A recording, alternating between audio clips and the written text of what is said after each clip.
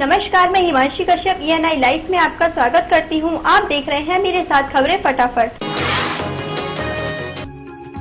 सूबे के मुख्यमंत्री अखिलेश यादव ने उत्तर प्रदेश राजस्व संहिता 2006 के संशोधित स्वरूप का विमोचन किया। उन्होंने कहा कि राजस्व संहिता के लागू होने पर किसानों व ग्रामीण अंचलों के लोगों को सरल, सुगम और सस्ते न्याय के रूप में बहुत बड़ी राहत मिलेगी। विरोधी दलों की पूर्व सरकारों पर यह कहते हुए उन्होंने तंज कसा कि अब तक लोग सिर्फ सरल कानून बनाने की बातें करते थे, हमने राजस्व संहिता को अमली जामा बनाकर ये कर दिखाया। साथ ही उन्होंने कहा कि नेताजी की जो सरकार ने 2006 में जो काम शुरू किया था उसे उनकी सरकार ने अंजाम तक पहुँचाया है।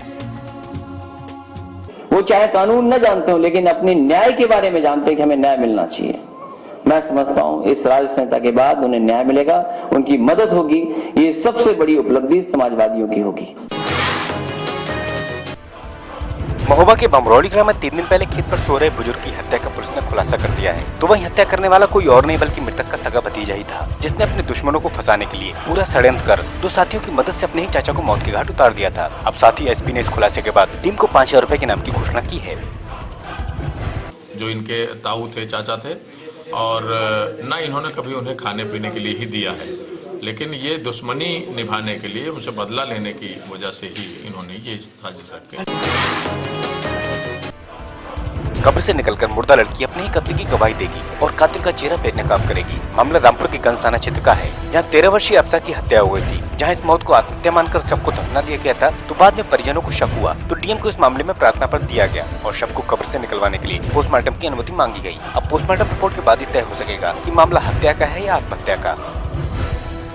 और नायब तहसीलदार साहब मजिस्ट्रेट के रूप में यहाँ आए और बाकी हमारा थाना गंज का फोर्स है, SO में फोर्स के हैं, और हमने सबको निकाल लिया और पोस्टमार्टम के लिए भेज दिया गया मोर्चरी जिला अस्पताल में। जौनपुर का माधोपट्टी गांव एक ऐसा गांव है जहां कई IAS और PCS अफसर बने हैं। इस गांव में जहां महज 75 घर हैं, तो वहीं 47 आयतकारी भी हैं। लेकिन इतने IAS होने के बावजूद भी ये गांव आज भी अविकसित है और विकास की राह जोरा है। कहने को तो मुख्यालय से 8 किलोमीटर की दूरी पर है, लेकिन यहाँ विकास अभी भी सैकड़ों मील दूर है। पूरे भारतवर्ष में जहां भी ऐसे गांव हैं जिनके लोगों ने आगे जाकर नाम कमाया है, चाहे वो शिक्षा के क्षेत्र में हो, चाहे प्रशासनिक सेवा हो, चाहे किसी भी क्षेत्र में वो गए हैं, तो वापस आके अपने गांव की सुध वो जरूर लें। गांव के बच्चों को भी प्रोत्साहित करें, उन्हें आगे बढ़ने में मदद करें।